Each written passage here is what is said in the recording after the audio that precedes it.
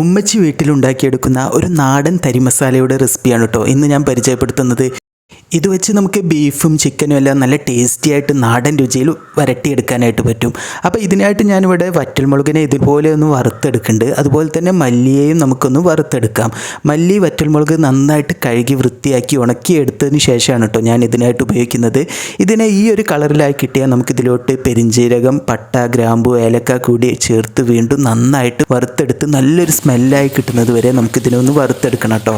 ഈ ഒരു പരുവത്തിലായി കിട്ടിയാൽ നമുക്കിതിനെ ഒന്ന് ചൂടാറാനായിട്ട് മാറ്റിവെക്കാം. നന്നായിട്ട് ചൂടാറിയതിന് ശേഷം ഞാനിതിനെ മിക്സിയുടെ വലിയ ജാറിലേക്ക് ഇട്ടിട്ട് ഈ കാണുന്ന രീതിയിൽ ഒരു തരിതരിപ്പായിട്ടാണ് പൊടിച്ചെടുക്കുന്നത്.